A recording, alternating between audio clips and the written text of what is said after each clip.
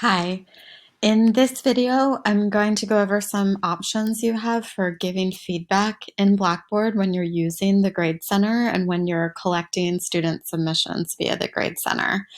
So right now, I'm showing you the full Grade Center and what that looks like. And you can see to the right that there is a submission here that will go over in detail what the different options are for giving feedback to that submission. I do want to just give a little confession that the last time I was teaching, which was at University of Maryland, College Park, that even though I had a Blackboard site set up and I was often collecting papers through Blackboard, I delivered my syllabus and other materials that way.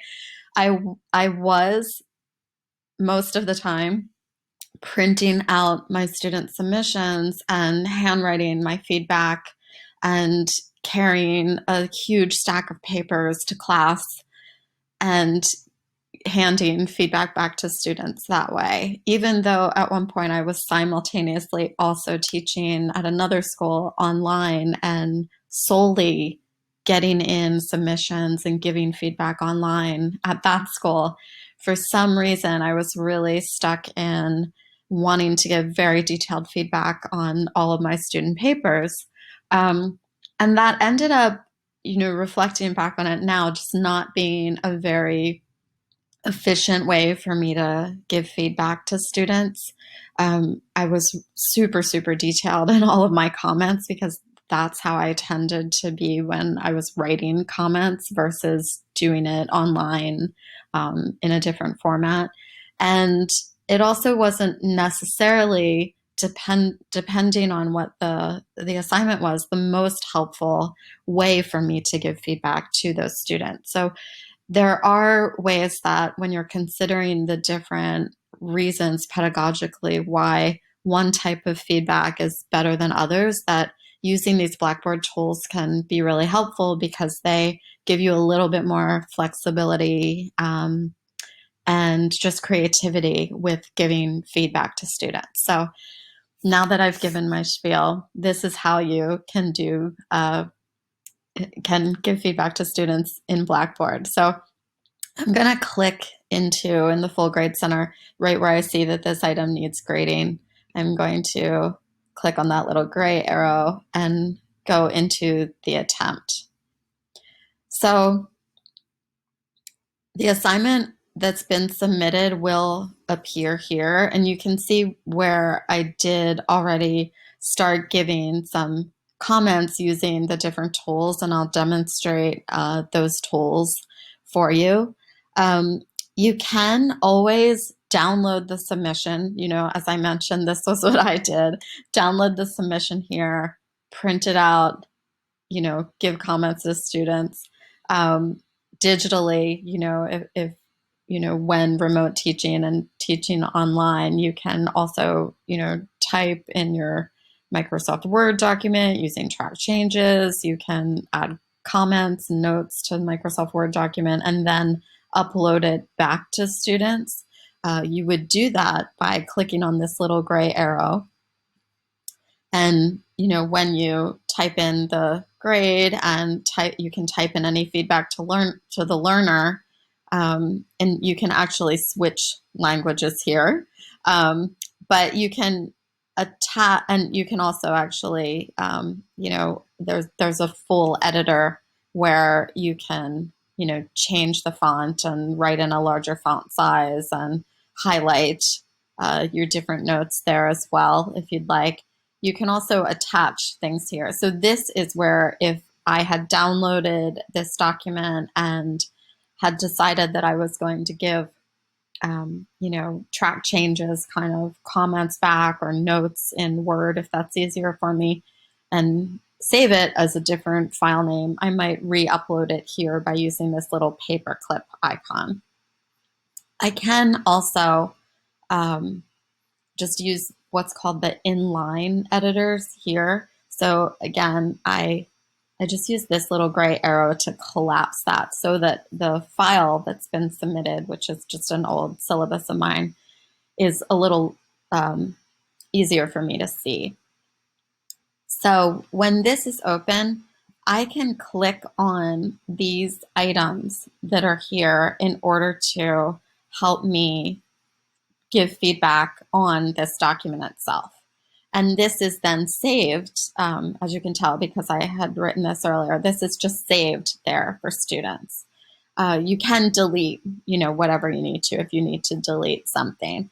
But I can, for instance, just going, right to left with these tools, I can add lines or circles or some highlighting if I want to just add a line here. I've got a straight line tool and other shapes via that. If I want to add a text box, I just click anywhere on the document and start typing my comments. So this is a way that it's really convenient to be able to add more generalized comments this way. You wouldn't want to do super specific proofreading by this means, but it's nice to allow you to have the flexibility to just give more generalized comments and to actually grade a little bit more quickly.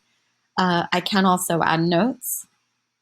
So here I can type in the notes and save it and, add anything else that I want to there. And then, you just click on that in order to see it opened again.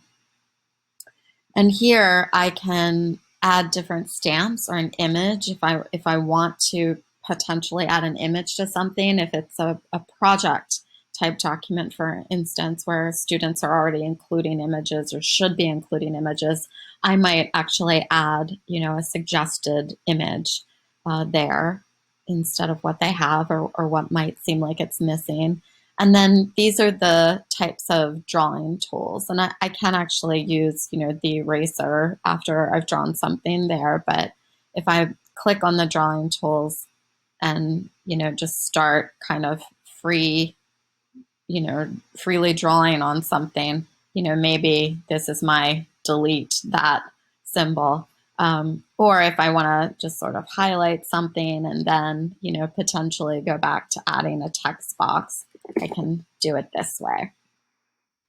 So this is a very useful tool, as I mentioned, just to help you give more generalized comments doing the inline grading and really, which allows students to make more incremental improvements in their work rather than them being bogged down by a lot of information. The more generalized comments allows them to sort of take a little bit more of an overview of what generally needs changed or altered about their work and a little more of their own impetus in looking up those things and changing those things. So that's the inline grading tool. One other thing that I wanted to mention, and just going back to how you can submit items here and browse your computer and attach something. You can actually attach for students feedback that is given the way that I'm doing this now, which is through a screencast software. So what I'm using is a tool called Loom, Loom, and that's allowing me to record my desktop as I'm talking to students and explain, different things that I think are working well in a paper or a project or things that I think need to be improved. And that's a nice way to really personalize the feedback. Almost like you're having independent office hours or like a mentoring time one-on-one with students.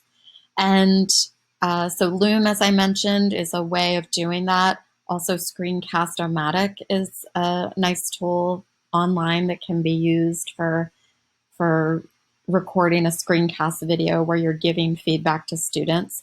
But that's often, I think, now when you're not with students in person or are teaching asynchronously, that's often a really nice tool for feedback.